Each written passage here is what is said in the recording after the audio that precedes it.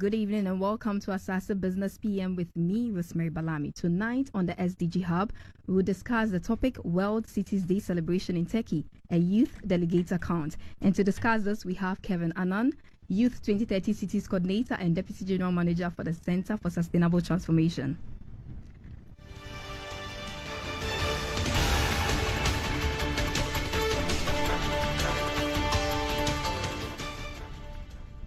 Business PM is brought to you in partnership with the Center for Sustainable Transformation. Well, good evening once again and welcome to our weekly SDG Hub run by the Center for Sustainable Transformation here on Asaase Radio. I am your host, Rosemary Balami from Young Reporters for the Environment Ghana, a program under CeST. October every year is, as we have discussed before, dedicated to sustainable urban development. The climax of the annual World Cities Day held on 31st October, the last day of the month. This year, the ancient, historic and yet modern city of Istanbul in Turkey hosted the global event. My co-host on this program, Kevin Annan, happened to be there as a Ghanaian youth representative nominated by CeST on the invitation of UN Habitat Youth. World City Day is more than just a vibrant celebration. It's a platform for learning, exchange, dialogue, innovation and collaboration. As by 2050, 70% of the population will live in cities, with the fastest urbanization currently happening on the African continent. This requires, on one hand, innovative urban developments to house self-sustained populations in healthy, clean, and environmentally sound cities. On the other hand, most cities already have massive infrastructure, houses and other buildings already developed with an urgent need for a sustainable transformation. Therefore, this year's theme was Financing Sustainable Urban Future for All, which brought together experts, policymakers, and enthusiastic young minds to explore creative solutions for the challenges faced by our cities. To give us further insight, we have the privilege of hearing a first-hand account of this global event through the eyes of a young Ghanaian who will share with us what he has learned about financing sustainable city development. We have been joined in the studios by Kevin Annan, who is the Youth 2030 Cities Coordinator and Deputy General Manager, Center for Sustainable Transformation. Welcome, Kevin. Thank you, Rose. And welcome to Ghana. Thank you. How was Turkey? Turkey was very interesting. It was a beautiful experience. Experiencing such a city that, like you said, is very ancient, but still very beautiful. It's a quaint city. Eish. Yeah, you'll enjoy being there very much. Wow. Yeah. It looks, it looks sort of interesting. So for starters, can you tell us, something brief about yourself? Okay. Like you said, I'm Kevin Annan. I'm the Acting General Manager at the Center for Sustainable Transformation. I'm also the 2030 Youth Coordinator for SDG Cities. Yeah. Part of my work is to oversee the main flagship programs happening at the Center for Sustainable Transformation, which are the eco schools and then the young reporters for the environment as well. So that's what I do basically. Fantastic. So now that you are back, from the event, we are eager to hear, everything about this event. So could you tell us, or tell us what this whole World Cities Day is about and why it's so significant? Okay. So the World Cities Day is, let me start by explaining how we get to the World Cities Day. So every October is the Urban October. Okay. For every year, we have the Urban October. It starts from the 1st to the 31st of October. Okay. So the World Cities Day happens on the 31st of October, which is like a climax of the Urban October. So the World Cities Day was first established by the UN General Assembly in 2013. I think the first celebration of the Cities Day happened in Shanghai, China. Okay. So the World Cities Day historically wants to celebrate cities around the world, the challenges that cities face and the opportunities that they have to push forward the agenda of sustainable cities. So UN Habitat Youth uses this opportunity to bring people from all over the world, young people, CSOs, government people, private entities, to come together to celebrate cities. Because in your introduction, you said by 2050, the 70% of the population will be living in urban areas. And so the population is rising very fast in cities. And cities are very important, very critical to achieving sustainable development. And so the World Cities Day is to celebrate all of this and then discuss opportunities going forward. Yes. So do they take into consideration, a type of city before they go there to go and host it? Because this is Turkey. So how is Turkey like? Well, I don't think they take into consideration a particular kind of city. I think it's mostly about cities that are making good waves in being sustainable. Okay. Exactly. So in Turkey, I was in Istanbul. So I went to a municipality in Istanbul called Ushkodar. Okay. And then I also went to another municipality called Balıkesir. So these two municipalities that we went to, where you could see from the environment that they are practicing sustainable development. Yes. So, well, as a youth delegate, just tell us about your whole experience at this event. Okay, so getting over there, I got the opportunity to meet some other young people. The group of people that I worked with together at this event were mostly young people. And I think that is a target of UN Habitat Youth, to target young people to be able to push for their agenda, because we are the ones who are going to inherit the earth, as they say.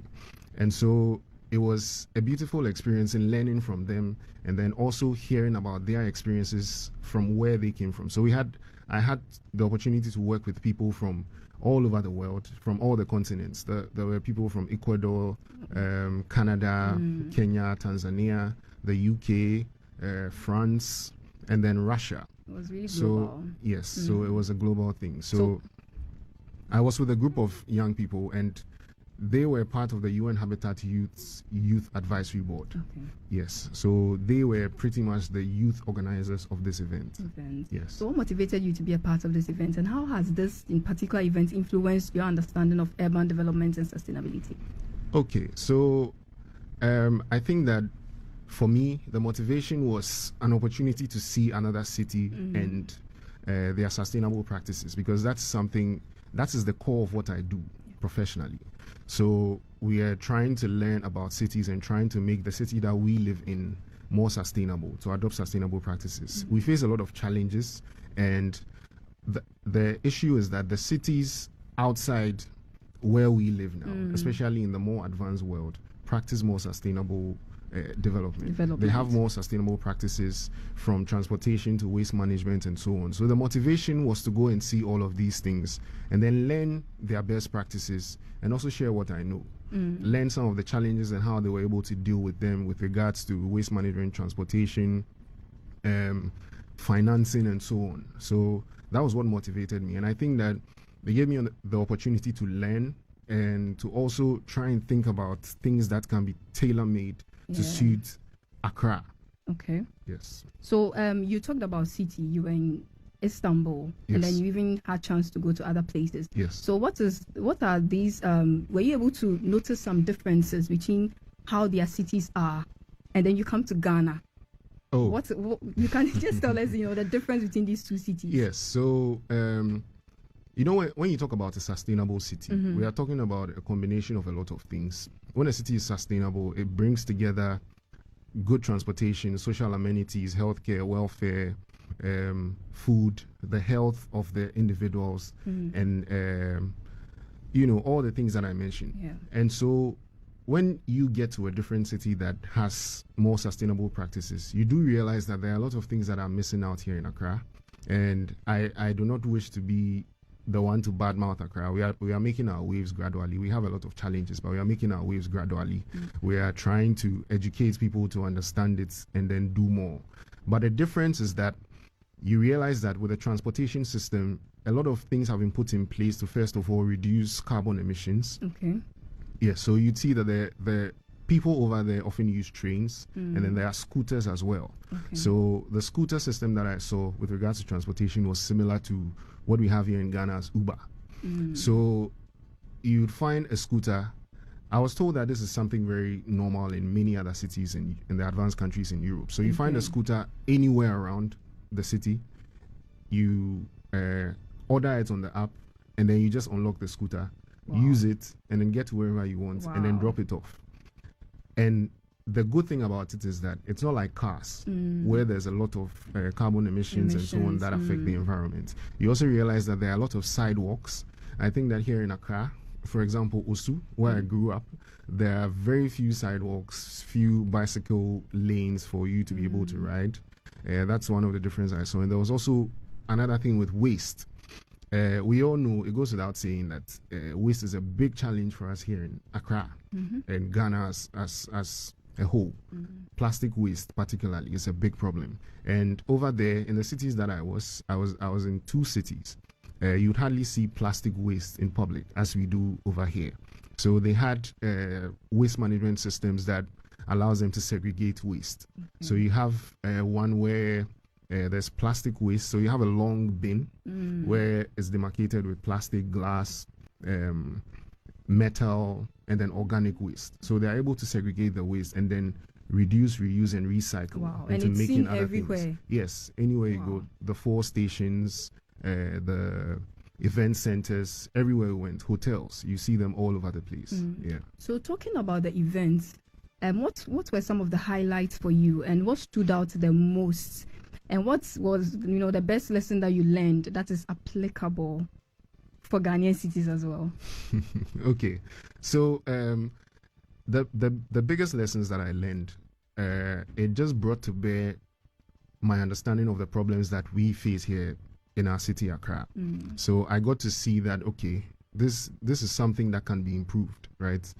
And the main thing in my mind that I focus on personally is waste management. That's a big problem. It's a big problem for the city and a big problem for me as well.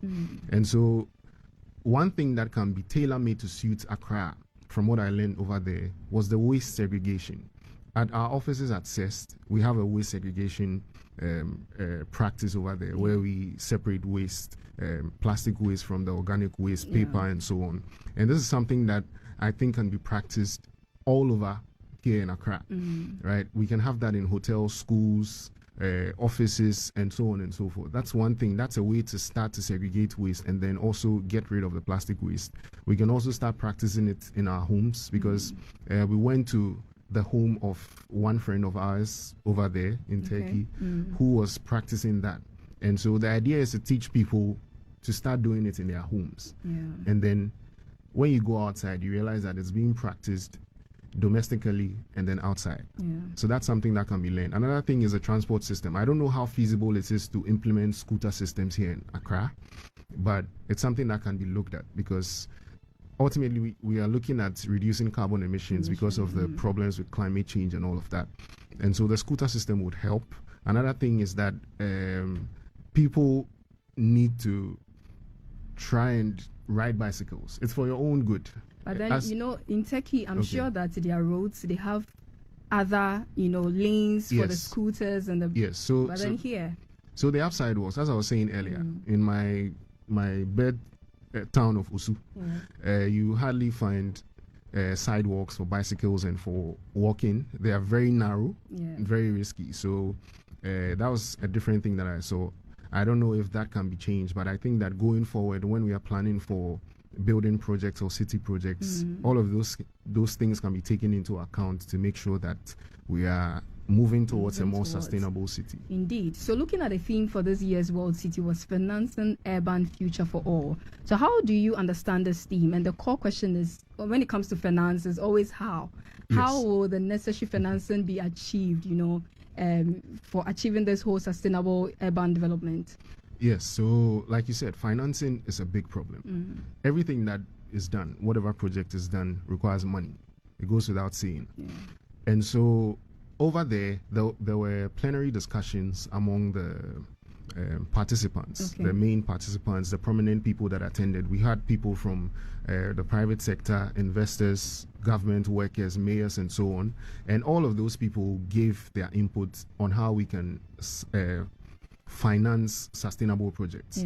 And the main 3 things that I took away from that were the involvement of government. Government needs to incentivize financing of sustainable projects. The private sector as well needs to get involved, and then we, the individuals who are trying to bring up sustainable companies or institutions, need to get their facts straight to try and get financing from private sector individuals, and then also public-private partnerships, which is very important. When you talk about the SDGs, one of the main things, the most critical things, which is SDG-17, is partnerships for the goals. So nothing can be done without partnerships. So all of these things are needed for us to be able to raise finance sustainably. Yeah. So you made mention that, sustainable urban development includes various aspects such as affordable housing, sustainable, public transportation, clean energy, and even efficient waste management. But so at the event, did you come across any successful case studies of this sort or projects that demonstrated effective financing strategies for these specific areas?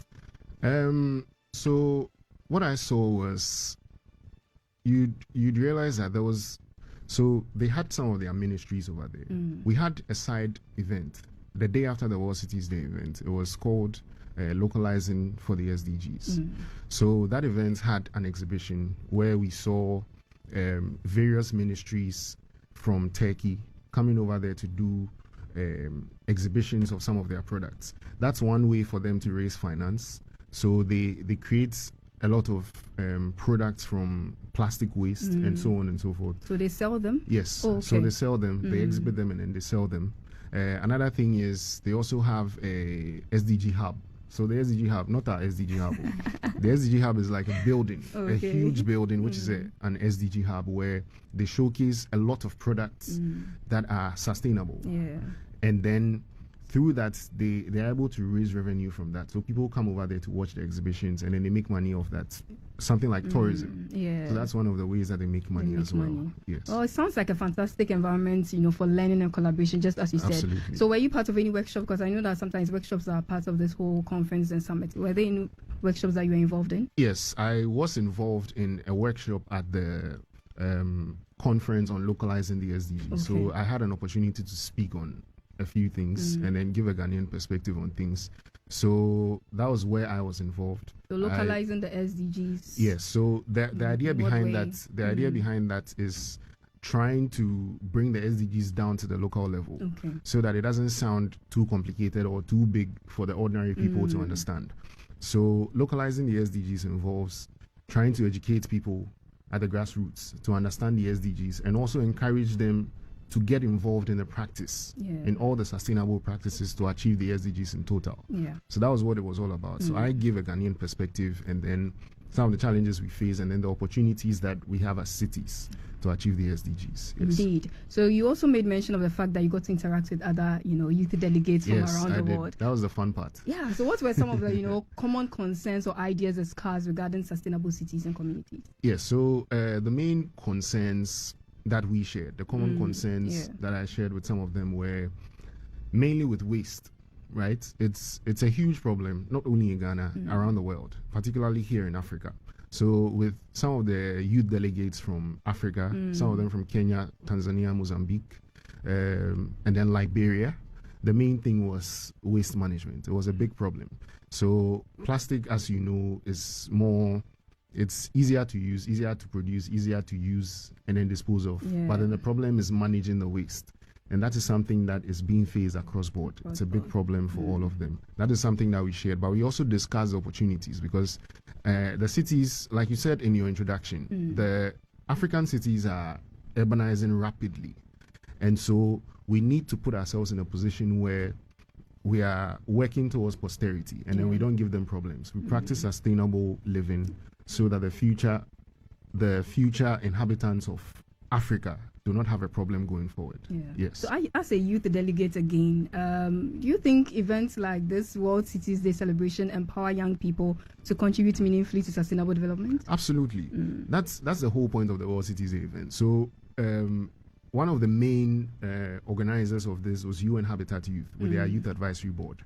And the Youth Advisory Board, in the name, has youth, just young people involved. And you hear a lot of conversation going around, let's get youth involved.